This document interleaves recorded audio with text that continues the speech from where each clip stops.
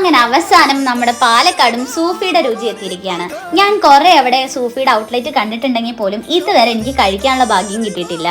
ഈ കാണുന്ന എല്ലാവരും ഒരു മന്തി കഴിക്കാൻ വേണ്ടി വെയിറ്റ് ചെയ്ത് നിൽക്കാന്ന് പറഞ്ഞാൽ വിശ്വസിക്കോ?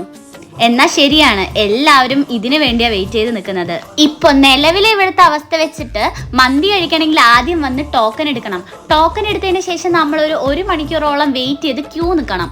എങ്കിലേ നമുക്ക് മന്തി കിട്ടുള്ളൂ. ഒരു അന്നദാനത്തിനൊക്കെ നിൽക്കില്ലേ, അതേ ഫീല് തന്നെ. പിന്നെ മഴയും തണുപ്പൊക്കെ ആയതുകൊണ്ട് തന്നെ അവിടെ ലെമൺ ടീ ഒക്കെ വെച്ചിട്ടുണ്ട്. അങ്ങനെ അതൊക്കെ കുടിച്ച് കുറച്ച് സംസാരിച്ചൊക്കെ നിൽക്കുമ്പോഴേക്കും നമ്മുടെ ടേൺ എത്തും. അങ്ങനെ നമ്മൾ അവരകത്തോട്ട് വിളിക്കുന്ന സമയത്ത് നമ്മൾ സന്തോഷിച്ച് ഇങ്ങനെ അകത്തോട്ട് പോകുന്ന സമയത്ത് ചുറ്റും നിൽക്കുന്നവരൊക്കെ നമ്മളിങ്ങനെ അസൂയോട് നോക്കും. അത് കഴിഞ്ഞ് കുറച്ചു നേരം കൂടെ കഴിയുമ്പോഴേക്കും മന്തി നമ്മുടെ ടേബിളിലെത്തും.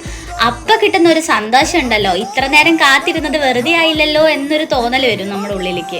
ഇവരുടെ സർവീസും പ്രസന്റേഷനും ഒക്കെ ഒന്നിനൊന്നിനും മികച്ചതായിരുന്നു. ഇനി ഇവരുടെ മന്തിയുടെ കാര്യം പറയുകയാണെങ്കിൽ തന്നെ ഞാൻ എക്സ്പെക്ട് ചെയ്തു പോയ അത്രയ്ക്കൊന്നും എനിക്ക് കിട്ടിയില്ല. എങ്കിലും അടിപൊളി തന്നെയായിരുന്നു. അതായത് ഒരു മന്തി ലവേഴ്സിനൊക്കെ ശരിക്കും ഇഷ്ടപ്പെടും. ഇത് കഴിച്ചു കഴിഞ്ഞപ്പോൾ ഞങ്ങൾക്ക് തോന്നിയത് എന്തായാലും ഇത്രയും നേരം വെയിറ്റ് ചെയ്തത് വെറുതെ ആയില്ലല്ലോ എന്നാണ്. ഇവിടെ ഇല്ലാത്ത മന്തിയുടെ വെറൈറ്റീസ് ഇല്ല എന്ന് തന്നെ പറയണം. അപ്പൊ ഇതിന്റെ ലൊക്കേഷൻ വരുന്നത് പാലക്കാട് സ്റ്റേഡിയം ബൈപ്പാസ് റോഡിലുള്ള സൂഫി മന്തി. ലൈഫിൽ ആദ്യമായിട്ടാണ് ഇത്രയും റിസ്ക് എടുത്ത് പോയൊരു മന്തി കഴിച്ചിരിക്കുന്നത്.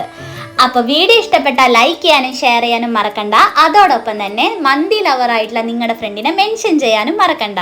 അപ്പൊ വീണ്ടും പുതിയൊരു വീഡിയോ ആയിട്ട് വരുന്നതായിരിക്കും. ബൈ.